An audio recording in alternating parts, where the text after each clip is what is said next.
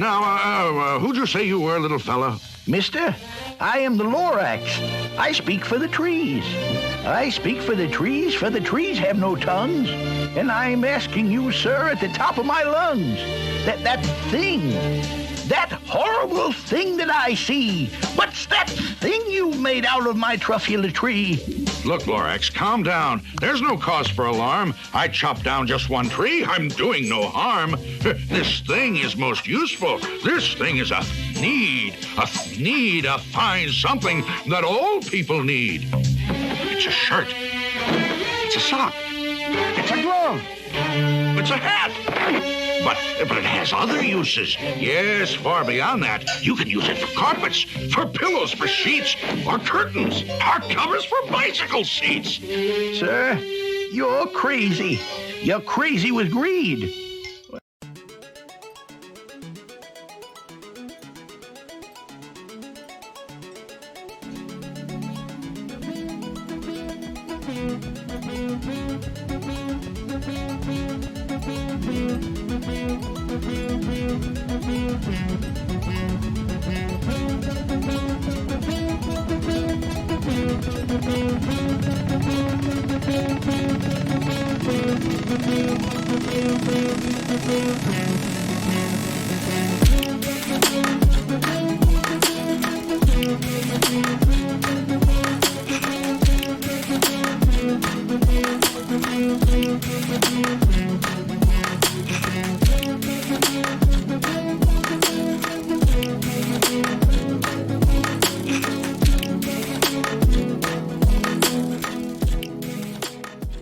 Hello and welcome to the Hyperfixation, where my friends come onto our show and tell me about things that excite them for 30 to 45 minutes.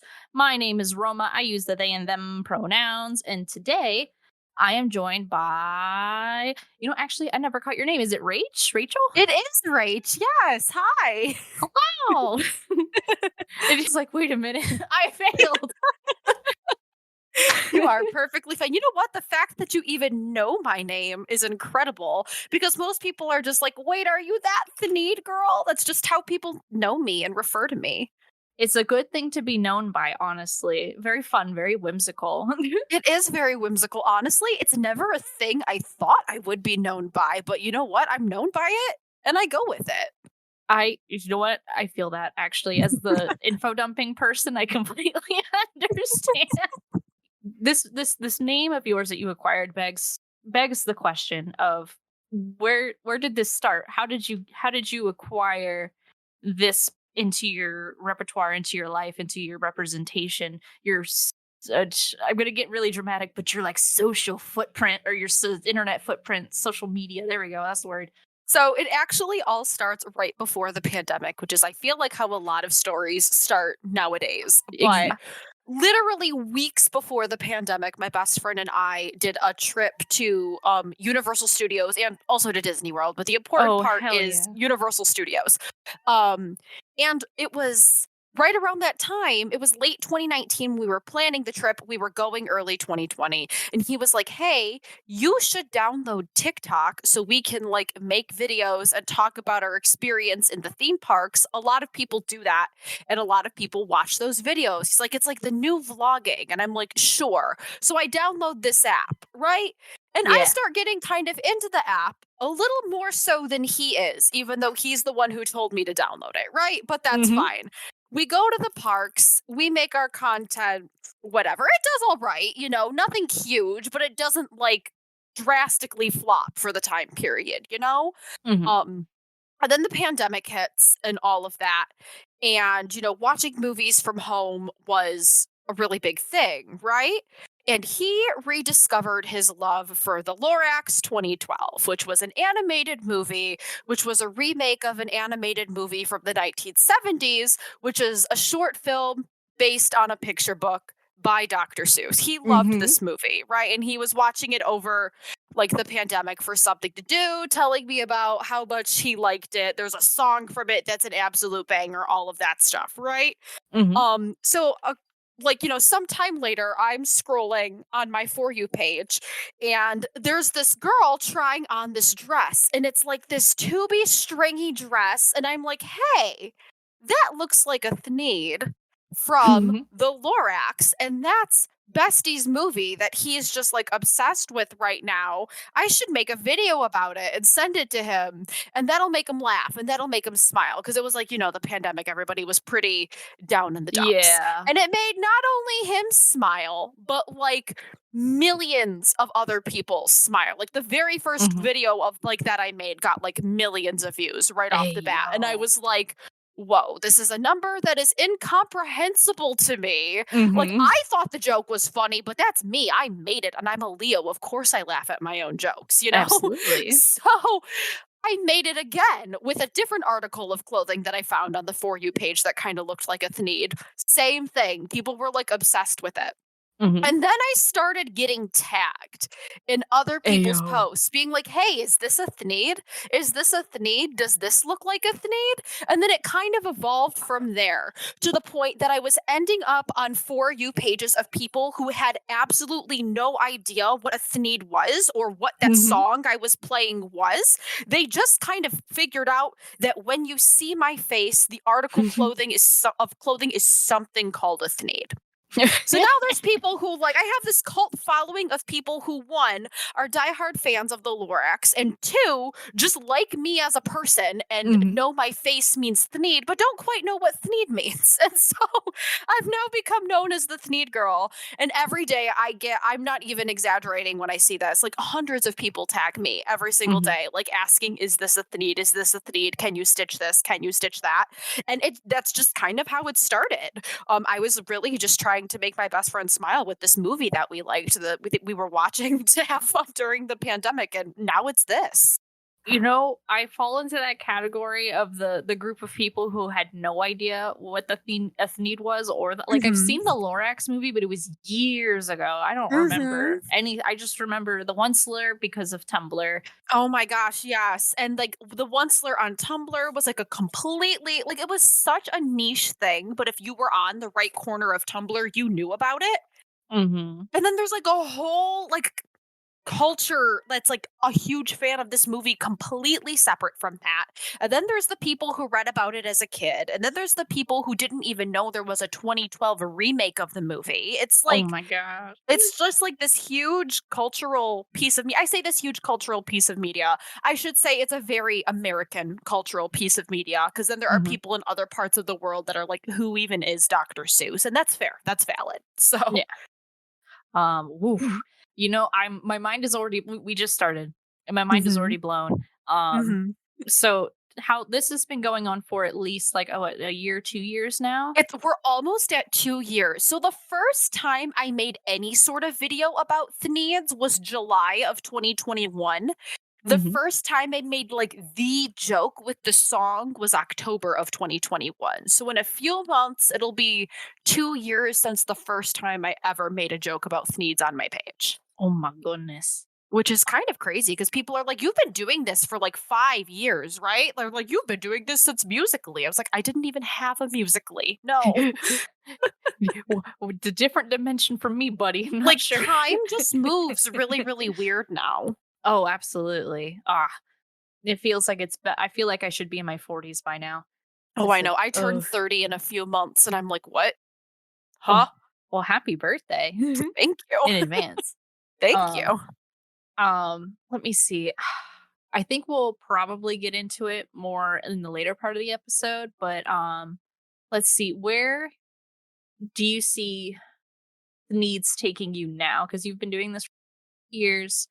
You've made yourself obviously a very good brand on the internet, or surrounding Thneeds. Do you see yourself taking it any farther than TikTok, or is it just something that, this is a fun space that I'm chilling in?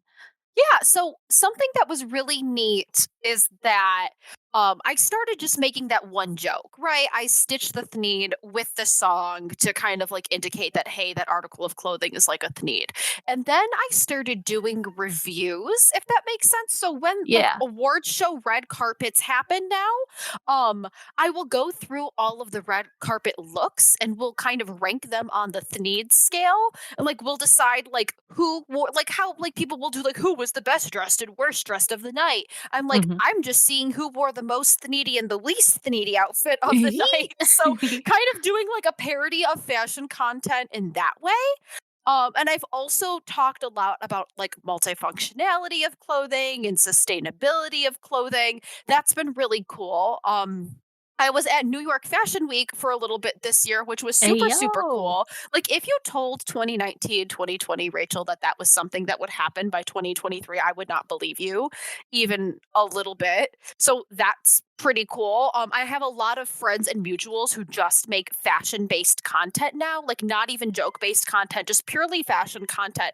Oh So my that's god. very cool. So, of course, I'm going to keep, making the Thneed joke because it makes people smile, but I like seeing all the different ways I can kind of take it and turn it into something bigger. I know Earth Day is coming up, and that's a big Mhm. message from that story. So I'm sure I will do something for that. So it's pretty cool. Absolutely. That is super cool. Oh my god. Oh, dang, that's so neat. I'm so excited for you. This is so Thank cool. you. Now I really want to just like get into the nitty gritty. Mhm. I'm gonna go ahead and start that timer. If it's cool with you. Perfect. That is fine. Go ahead and start your timer. And oh, that's not my password. Look at my face, iPhone. You know who I am. All right, I'm starting the timer in 3, 2, 1, go. All right. So, all the time, I think the most frequent question I get asked on my videos by people who have never heard of the Lorax before is, what is a Thneed? Which is a perfectly valid video. You see somebody making fashion content, and then all of a sudden you see my face pop up and you hear this song playing, and everybody in the comments is like, it's a Thneed, it's a Thneed. And you're like, how do you get that from that? That's what I'm here to explain. I always call Thneedery the hyperfixation niche that TikTok chose for me. Because it's literally, I started as like a theme parks account, and then I made content about Legos, and somehow that all devolved into this. But I'm glad that it happened because it's so much fun. Um, Oh my. so Thneeds are a completely fictional garment, and they are from a story called The Lorax. The Mhm. Lorax is a story by Dr. Seuss, and it was originally published in, let me double check my years on this. I'm pretty sure the book was published in 1971. And it was basically an environmentalist story. It's a story about how, when we work together and do things sustainably, the importance of doing that to, reduce pollution and create a better earth for future generations. And it was done in a very like child friendly storytelling way with Mhm. little whimsical characters and things like that. Yeah. That book did so unanimously well that in 1972, oh, I'm sorry, that little crash was my cat jumping. In No. 1972, they animated the book into a short film. It's about 20 minutes long. If people are interested in watching it, it is actually on YouTube for Oh. free. Hey And yo. I grew up watching that animated short film of the Lorax. I'm pretty sure it played like on TV one year for Earth Day, and it was back when VHSs were a thing. You could record anything that played on TV on the VHS. And my parents recorded it on a VHS, and we watched it all the time growing up. And it's really old school. Like in that book, there's two main characters. One is the Lorax, who is this little orange and yellow guy. He's just a creature. He's a cryptid, for lack of a better word. Um, and The he environmental speaks for the cryptid. trees. He is a tree cryptid, and his job is to come around and promote the health of the trees and the environment. There's this other guy, and he is an inventor, and he's called the Onceler.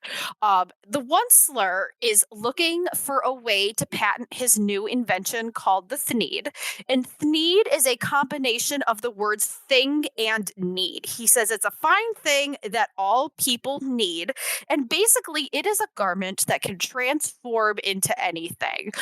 So if you look at pictures of it from the book and in the short film, it is bright pink in color, and you can basically transform it. It can go from a shirt to a sock to a hat to a pair of pants to a skirt to an apron to a dish rag. If you're desperate enough, you could even eat it if you wanted to.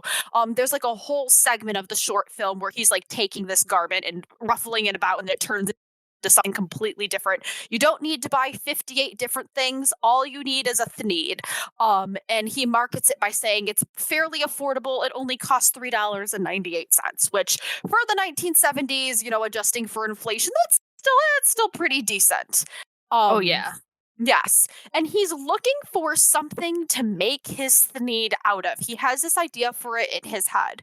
And he travels all the way to this place with these big, tall, skinny trunk trees that have very, very fluffy fibers on the top. And they're called truffula trees. And he reaches up to the truffula tree branch and he feels it and he says, "This is it. Whatever is growing off of this tree, this is the material that my Thneed needs to be made out of." He chops one down, he makes his Thneed, and he's like, "This is perfect. I'm about to start making these Thneeds and selling them. This is my get rich quick scheme." And then out of that first tree stump that he chops down, the Lorax pops out. And he says, "I am the Lorax. I speak for the trees." And he starts giving the Onceler all of these warnings about what could happen if he doesn't look out for the health of the trees while he is making his Thneed. Because on one hand, having a multifunctional garment that can solve many problems for you sounds like a great thing. It sounds pretty sustainable in theory. I don't need to waste a bunch of money and materials on 10 separate items when I can just own one or a few Thneeds that'll do the same job. But it doesn't end up working out that way by the end of the book, basically. And so basically back and forth throughout the book, the Lorax and the Onceler are pretty much getting into it back and forth. The Onceler realizes that people are liking his Thneed and he can't produce them fast enough, him and his one little axe chopping down one tree at a time, making one Thneed at a time.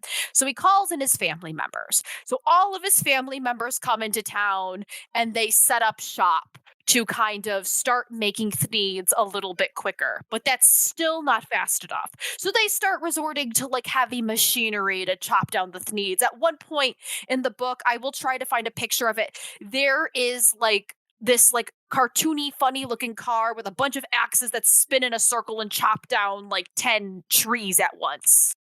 Oh my god, I'm looking it It's up on Google. funny looking. I should not have typed in Thneed car because I'm getting that weird like Mazda SUV commercial. Oh my gosh, yes. Hang on. I think I've got it. There it is. It's loading right now. It like spins in a circle and chops a bunch of them down. And now all of a sudden we have this big Thneed factory. And in the book, there's pictures of it with like smog puffing into the air. And at this point in the book, you start learning about all the creatures in the ecosystem where he moved into. There's little teddy bear looking things called barbaloots and little birds called swami swans. And there's fish. And one by one, you learn about how his overproduction, how like him taking away the trees took away the environment that these animals were living in. And then you also learn about how him dumping garbage in the water from the excess production made the fish sick. And then you also learn about how the smog made the birds sick and things like that. So how all the different pieces of this overproduction without any sort of policy in place harmed the environment. And this goes on in the Lorax keeps warning him and warning him, if you keep doing this in this way, you're not going to have a business anymore because the whole ecosystem is going to die. The truffula trees won't have anything to flourish off of, and then you'll be out of money and out of luck too. The Onceler doesn't care. You get to the end of the book where he chops down the last tree and his whole entire business crashes. The Lorax and all of the animals go away, and now he lives alone in this decrepit little tower. No money, no family. And he has one final truffula seed left, and he's just like waiting for somebody to learn a lesson from him and restart this whole entire ecosystem, basically. That's how it goes down in the book. And in the short film. That's incredible. Yes. So then years and years later, 2012, they remake it into a feature-length film. I just put a picture of the Thneed factory in there from the book. The feature-length film comes out in 2012. It's that more like CGI animation style, whereas the original 1970s version was like drawn animation. If you look at the pictures I just put in the server, you see some like green arms sticking out of the cars. That is all we know about the Onceler, is that he's got these green arms. We never see his face. We never know what he looks like outside of these green arms. His face is always hidden. We just know he's this inventor. In the movie, they give him a face and they give him a more refined backstory. And that is where his Tumblr culture comes from, but we really don't need to get into all of that. This is just about the needs. People ask me all the time, they're like, were you in that Tumblr fandom? I'm like, I was not. I was like not a fan of the Onceler in that way. I was a fan of the movie. I wasn't like a diehard Onceler specific fan, if that makes sense. Though I just enjoyed the movie. Absolutely. Like when the movie, I mean, 12, what was I even doing? I don't even know. I was in group chats. I don't know. But I always was, that part of Tumblr never got that close to me. I think I had one follower who thought the Onceler was the funniest shit ever, but I was far too young, or I just didn't understand the bit. I was like, okay, he looks like a dork. Neat. But then as time went on, it became just almost like this weird enigma, mysterious seventh wonder of like, all right, the Onceler. And I just accepted it to be that. Yeah, that's kind of how it was for me too. Like I was always part of fandoms that were adjacent, I would say, to that, but I never really crossed into that territory. So I always like knew somebody who was part of it. I would say I was always within 3 degrees of separation from it. Yeah. But I was never in it. And I hope this is a good take-home message for people, that I will get people in my comments mad all the time that like they're like, you have no right to make this content. You're not a diehard Onceler fan. I'm like, what? I need you to understand that the Onceler fandom is maybe 0.5% of the people who are fans of this series that has been out since 1971. Like, your grandma probably knows about this book, and I guarantee you she's not a Onceler fan. My brother has a truffula tree tattooed on his arm, and I guarantee you if you were like, hey, what do you think about the Onceler fandom on Tumblr? He would have absolutely no idea what that meant. Oh my goodness. They just forget that their version of the fandom is not the most popular one, I guess. So I get people mad about that all the time. But I digress. A little bit of a side tangent. Anyway, the 2012 movie comes out. And I should also go into this by saying, in the short film that came out in 1972, there were songs in that movie. They were absolutely bops. There were some fun songs in that short film. I definitely recommend that you watch the short film. It's also funny because the Onceler's like huffing a cigar for half of it. Like this, when I say this was made in the 70s, this was made in the 70s. Yeah. He's like an old chain smoking man. And then all of a sudden in 2012, he's this like young, dorky looking guy. He's just a guy. So they give him a face. They give him a more refined backstory. They introduce more characters. And also the cast of this movie is star-studded. Like Ed Helms is the Onceler. Danny DeVito's in this movie. Zac Efron's in this movie. Goodness. Taylor Swift is in this movie. Yes, it is star-studded. And it did really, really well at the box office when it released in 2012. I think that's another thing that Tumblr people forget. Like, this isn't like, you know how there are some movies that Tumblr picks up on that they didn't do well at the box office, but Tumblr gives them a cult following? This is not that. This did super. This was like the most popular movie the weekend it came out. I think like within 2 weekends, another movie was beating it out. But for a kids movie, it did pretty well. I don't think it did as well as like The Minions or something like that, but it did very well at the box office. People loved this movie when it came out. And the feature-length film introduced different songs, a completely different score, and it changed the story up a little bit. And there is a song in that movie that kind of shows the Onceler's shift in energy, because the Onceler and the Lorax have a different sort of friendship dynamic. And I'm calling it a friendship dynamic because in the book, the Onceler's kind of just like, F you, little orange guy from the get-go. He doesn't really hear him out, you know?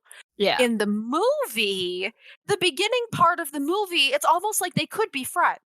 You know, he's willing to hear him out. He doesn't dismiss him right away. He's like, but look, the Thneed is good. The Thneed is great. It's almost like they're kind of trying to like compromise with each Mhm. other. And Yeah. then, they sing the Everybody Needs a Thneed song, which is not the song I use. And I'll get to why I don't use that song in a little bit. Okay. Um, Okay. they sing some bright, cheery, happy songs about the Thneed. You almost think that like maybe they could work something out to make this Thneed ethically. And then all of a sudden, like you get to the part where you realize that all this guy is going to see is dollar signs. There is no Yeah. turning back. There's no convincing him. He's like, capitalism has gotten him. He is so in over his head. And literally, he gets this menacing grin. He changes his outfit. The background turns red. Like, it's literally changes from bright, cheery colors to red. Like, oh, he's a villain now. And all of a sudden, you hear this guitar riff starts playing. And that is the guitar riff I use in my videos. And then it Oh, dives into man. like the big song of the movie, which is called How Bad Can I Be? And it's him literally begging the question, how bad can I possibly be? You say me doing this is a bad thing, Mr. Lorax, but how bad can I be? I'm just following my destiny. I'm just working the economy. I'm just doing what comes naturally. Like, those are literally lyrics from the song. Why is Yeah. this so bad? I don't care what you have to say. Let's find out exactly how bad I can be. Oh, And no. it changes the entire shift of his character. It's really like the turning point of the movie, if that makes sense. It's like he's reached this big thing, and then we kind of see how the world crashes afterwards. If that makes sense. Yeah.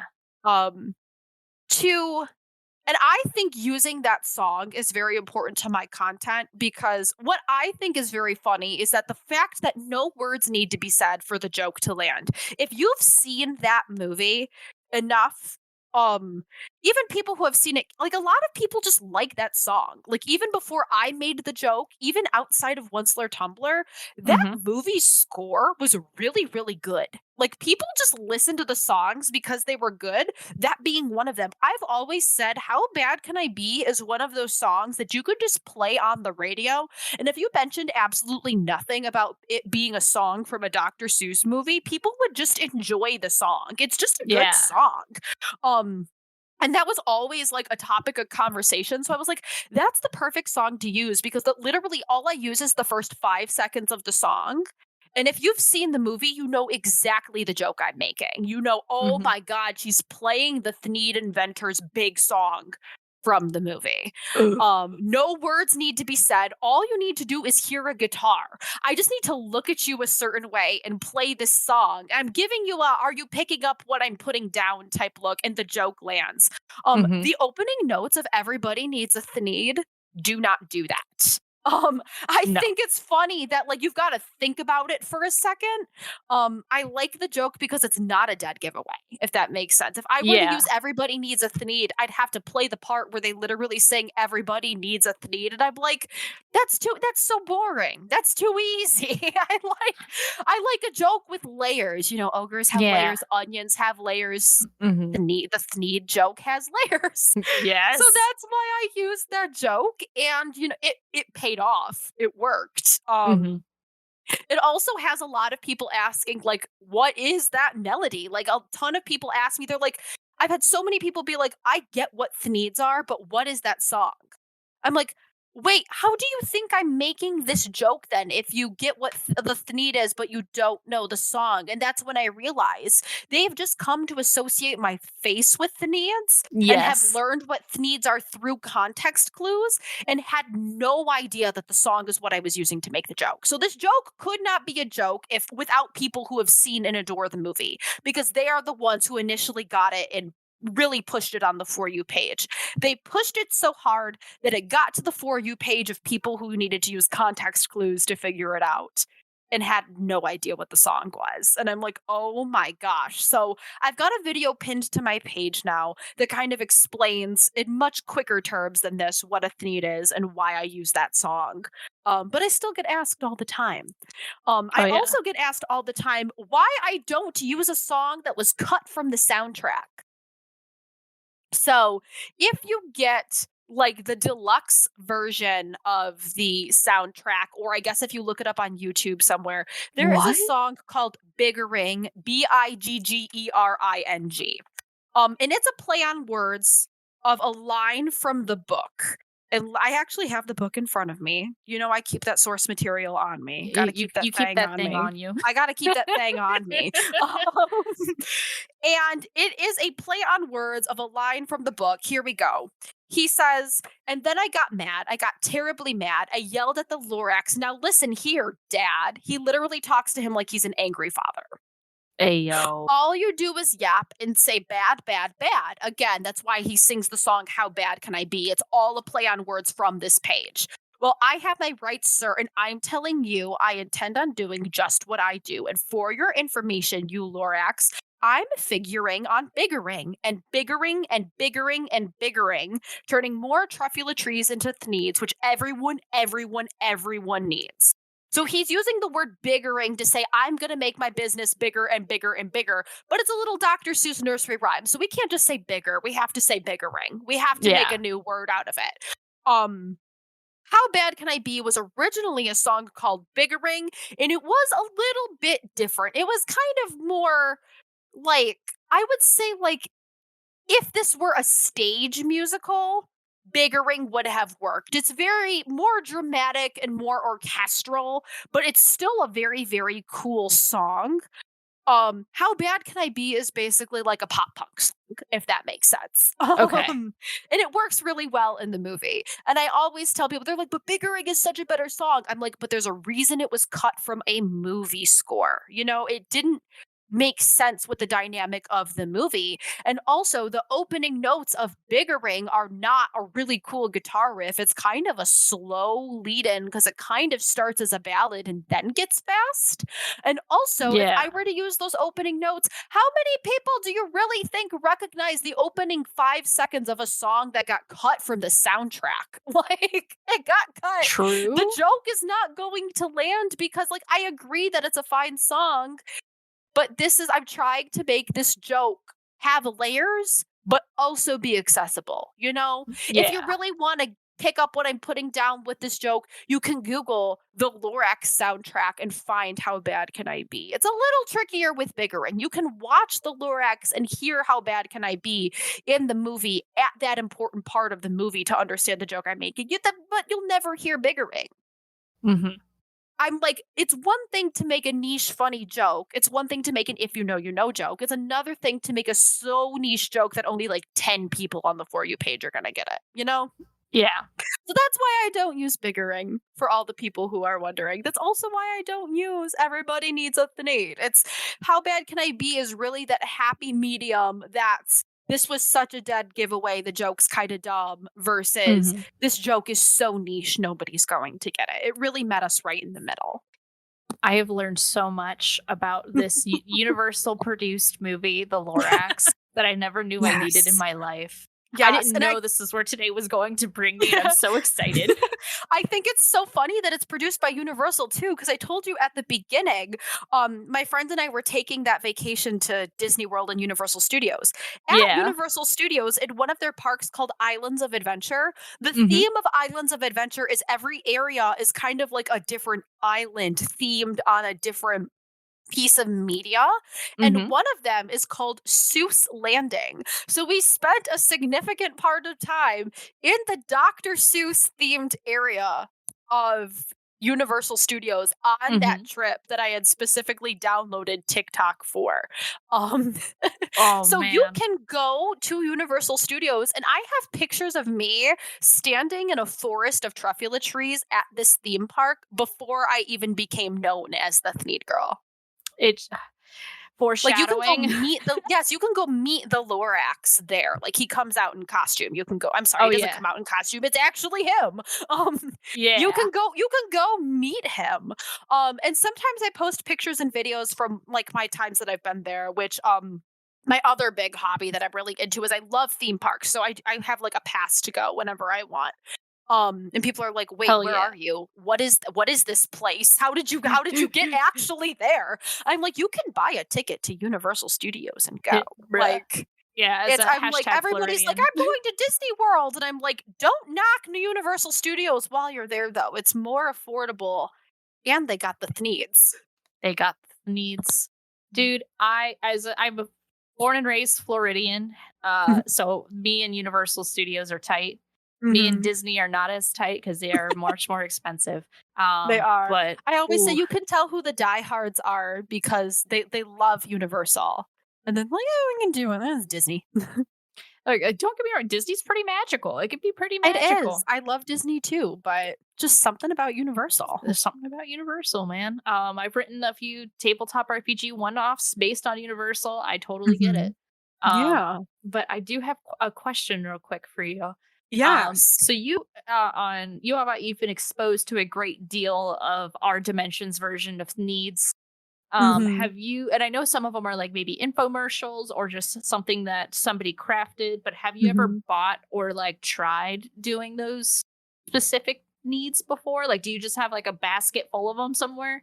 Yes. So somebody actually crafted me. I have through TikTok again, through being on the fashion corner of TikTok. I have a couple of friends that go to FIT and they have a knitting lab at FIT. And they were able to knit me with like that like eyelash yarn. Basically a tube scarf with that eyelash yarn in pink, and it functions like a Thneed. And I have a couple videos on my page. I will send you one that we can add to this again, where I'm basically taking that tube scarf and putting it around my body as a dress, and then I'm twisting it and wearing it as a shirt, and then I'm wearing it as a scarf, and then I make it a cape with a hood. So I would say that is the thing that is the closest to a Thneed that is in my own personal wardrobe. I would love to do a series where I kind of do like a Thneed try on. Like if somebody's like, hey, I make this product that's kind of like a Thneed, would you be willing to test it out? I always tell people I'm very willing to test that out. If you're willing to send it to me, I'm willing to test it out. My only caveat of that is that like I'm not infinitely made of money, so that could be a very expensive project. Yeah. I do have like, this is not me telling anybody to buy things off of my wish list, but I do have an Amazon wish list with a couple of like Thneed like items on it. And some people have been like, I really, really, really just need you to try this. Can I send this to you off of your wish list? And that I'm willing to do to a certain extent. I also get tagged a lot in branded content and in like brands' own videos where they're kind of like advertising their product. And I've kind of taken a stance where if it's clearly branded content, like somebody is promoting a brand or it is the brand themselves, I don't stitch branded content. I'll stitch like creators doing a get ready with me, doing like a little try on, this is something I made myself. But when it comes to branded content, the whole purpose of this book is kind of like anti-capitalism. And I'm like, it would kind of defeat the purpose of the overall message of the story if I did free advertising for brands. So I tell people all the time, if brands want me to stitch their product directly in like a direct, I'm stitching the company themselves or I'm stitching the person like you partnered with yourself, you got to contact me directly so we can work something out. I'm not about to use the anti-capitalist book to do like free advertising on behalf of a brand. No. So that's not me trying to be like a hater about it. Like I said, I don't mind stitching creators. I love stitching creators and like their own genuine, authentic video, but we got to be careful about how we do free advertising for brands. Most people understand. Some people are like, you're a jerk. And I'm like, you want me to work for free. So no working for free. Not no in this free advertising climate. for brands. They have millions of dollars in their budget they can afford to pay creators. And I'm sure you as a creator know it's brutal out there. Like people I think people look at us as creators and they assume that we're just rolling in it. They assume that like we just get all of this money my from TikTok. And I'm like, it's really not like that. No. I had when I was like, oh, my podcast is starting to pop off a little bit. I'm very excited. My coworker, she looks at me, she's like, you're not going to quit this job because you're going to be like a big famous podcaster. And I guffawed. I went, no, there's no money in this. I'm staying. Do not fret. Like, and even I have one other cousin who I'm not going to say his name on here for privacy reasons, but one of my cousins is also a TikToker. And at family Christmas this year, we played this little like left, right, center dice game, and everybody brings their little dollars, and we put our dollars in the middle. Um, and at the end of it, I think him and I both ended up with $4, and we were like us waving. And we're like, "Ooh, look, our creator fund money for Oh, our $4." Like, look at yo. us rolling in our creator fund cash, and we're like waving our $4 that we won. Woo, woo. Because people really think we're just rolling, and it's just not like that. Like, I'm really doing this out of just a joy for it, Yeah. you know? I guess if it ever does not feel joyful anymore, I'll stop doing it, but I really am doing it because I get joy out of it. And if it turns into something bigger and more successful career-wise beyond that, then I'm definitely open to that, but I think it's also very important to be realistic and be like, "Hey, Yeah. it's not what people think it is." No, it's definitely a passion project for sure. Absolutely. And I don't want it to take over my life either. I've done social media marketing for a living, and that was like a nightmare. Mhm. But being able to just kind of do my own marketing for funsies and yeah, I get the serotonin from the little bloop bloop notifications is nice, but Yeah. now my whole livelihood isn't attached to it, and that's really nice. I could just enjoy it Yes. and put it down as needed. Absolutely. And like I have a master's degree that I don't want to like stop using, you know? Like Yeah, I yeah, got that because I enjoyed it and I thought it was a cool thing. I'm like I don't want to completely like leave that piece of me behind. So, yeah. like I still work my day job. Wow, yep. I got my bachelor's. I feel that so hard. I'm like, Mhm. oh, this is probably gonna help me longer term. I'm not saying that for any other content creators where they can't do that forever. Like Oh if yeah. that's their thing, that's their thing. Celebrities are exist for a reason. Oh, But absolutely. yeah, no, my poor little neurodivergent brain can't handle that forever. I'll die. I totally get it.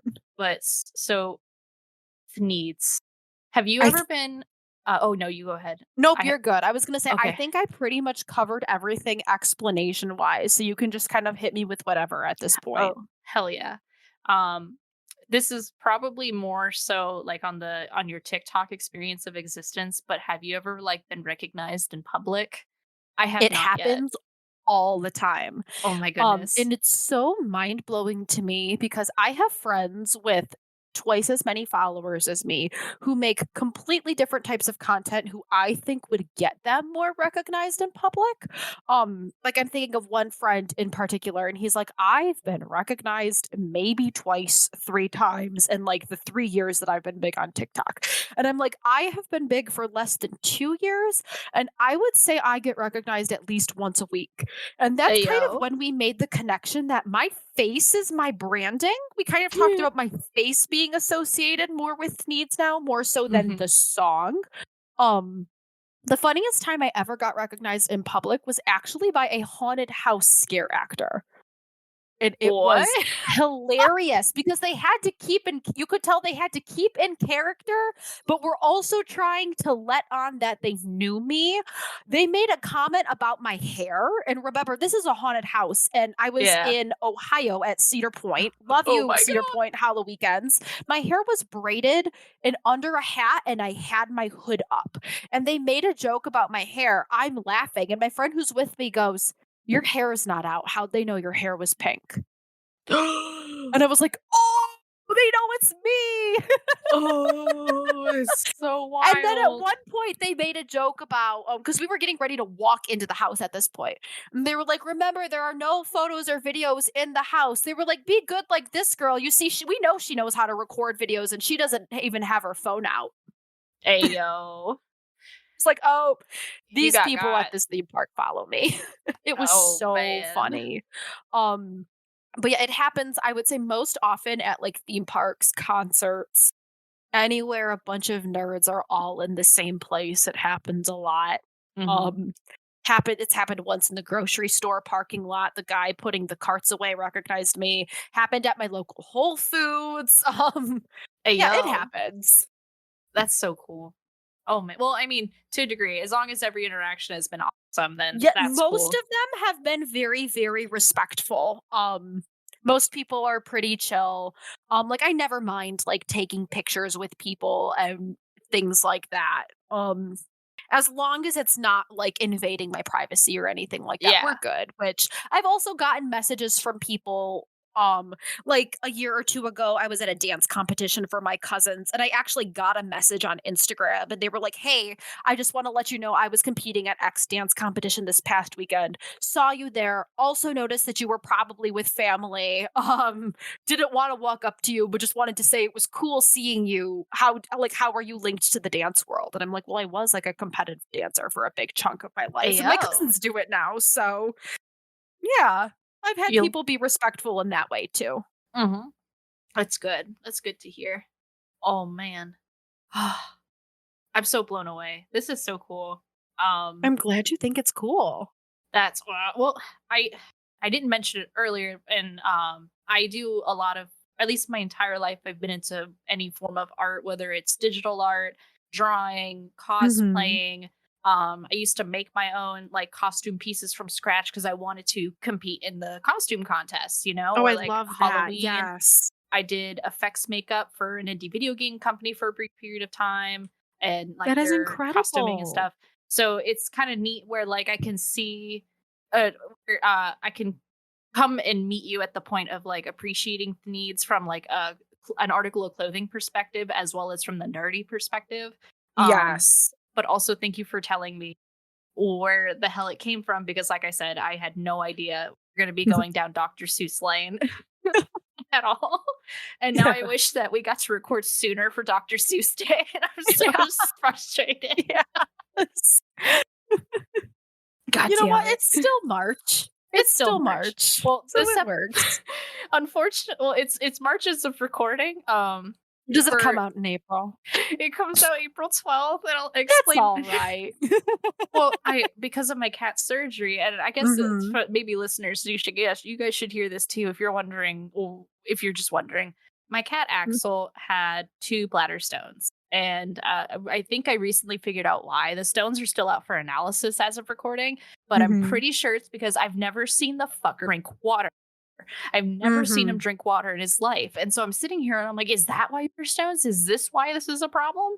So we got them removed Mm. and he's all bundled up. And I took eight business days off from my job, hashtag PTO, so I can get my podcast all squared away and good to go. So that's why I'm recording a bunch of episodes in advance. But we got close enough to Dr. Seuss Day in my eyes, and We're that's all that close. matters. We're close enough. Solidarity with you on the cats that don't love to drink water because my I almost said my fat cat. He's not a fat cat. My cat Oh, Garfield. His favorite way to drink water is when it's mixed in with his food. Um so literally oh, I give him like 2 different types of food in his bowl and then I dump a bunch of water on top of it and that is the way I get him to drink water. Like literally whenever I give him a treat, even if it's just one little treat, it's in his bowl with a bunch of water on top of it because he came to me off the streets. And I'm like, I don't oh. know what's going on inside of you. I just want to make sure you drink water. Right, buddy? Dehydrated, damn. He's looking at me like he knows I'm talking about him. Yeah, I'm Oh, he talking about knows. you. He knows. No, I feel that. Like with I have 2 other boys. They're almost 9 years old now. They'll be 9 on Mother's Day. But Mm. Satan, he's the king of hydration. He will Mhm. absolutely drink out of a sink. Never had to worry about it. I've watched Mhm. Jesus, my other cat. He'll chug water like crazy. He'll also knock the bowl over because you know how they're like, Mhm. "Oh, the water's still. It's not safe. I need to It hit the needs to bowl." move. Yeah. Yeah. So he'll just splash it everywhere. And he's like, oh, there's water in here. He'll chug. And so I never had to put that in my head of to verify because I just have 2 cats who love water. So Yeah. when we acquired Axel, he was fine and he's only 2.5 years old. In his first year, he was Mhm. fine.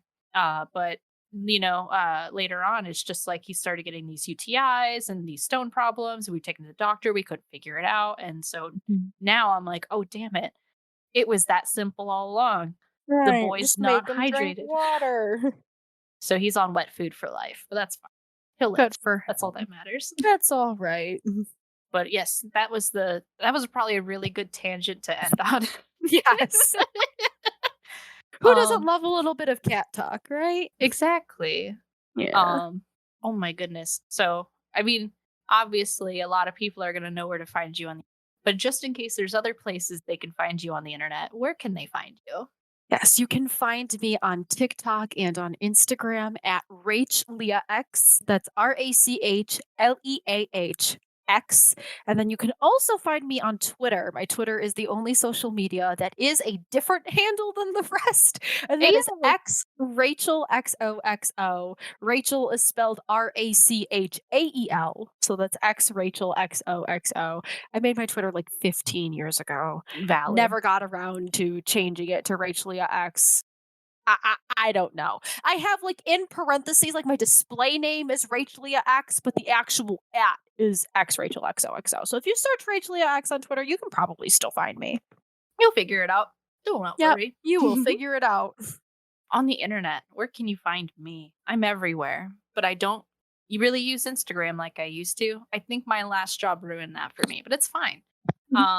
You can find me at I appreciate your butt at the twitter.com. That is IAPPRECI,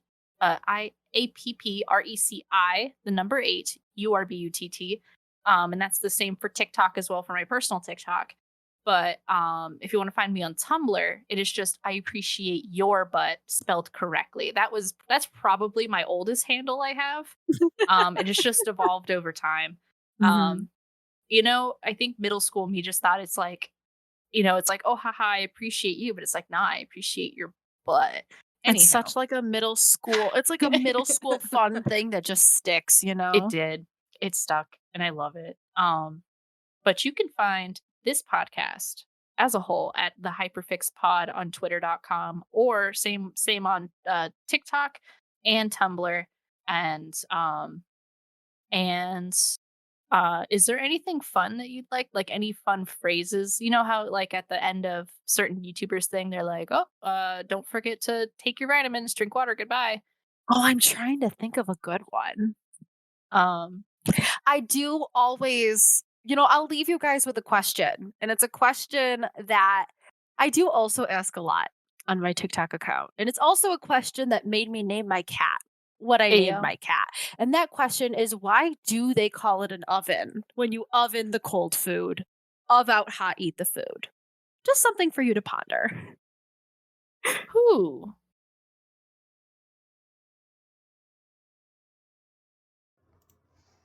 Thank you to Offuscate at OFUSKATE for the intro and outro music. You can find them on Twitter, Instagram, and SoundCloud. And also, thank you to the Moonshot Network. You can find them at twitch.tv/Moonshot Network, twitter.com/Moonshot Pods, or you can support them on Patreon and all the podcasts in the network at patreon.com/Moonshot Network.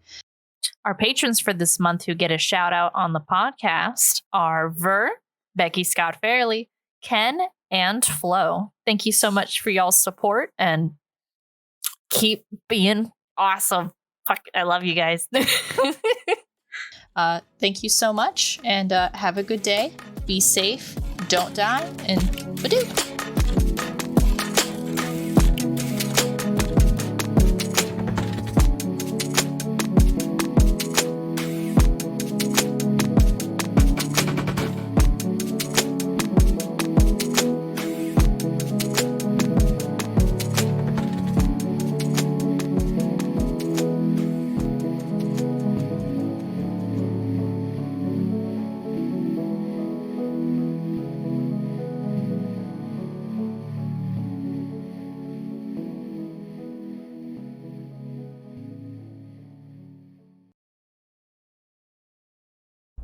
Okay, hello, this is Clem Bianchi. I'm a courier, delivering mail in space, one package at a time. If you're hearing this message, I need some help. I'm trying to deliver a package to a guy on Pluto. Says his name is Gorge Flummox. If anyone knows a Gorge Flummox on Pluto, please let him know I've been trying to reach him about his box of Lunarian cheese. I know the box is full of cheese because, for the last few weeks, I've started hearing things when I touch my cargo. When I pick up a letter or a package, I hear conversations and sometimes even see things tied to whoever the mail is for or from. I call it the letter opener. It's yanked me into some real situations. A haunted house, a pizza delivery drag race, and even a revolution to take a city back from the bigwigs who keep its hoverboard sports engine humming. You can hear all about it on Additional Postage Required, a bi-weekly audio drama on the Moonshot Podcast Network, available wherever you listen to podcasts. Anyway, if you know Gorge, please tell him to give me a call. I think his cheese is starting to move around in the box.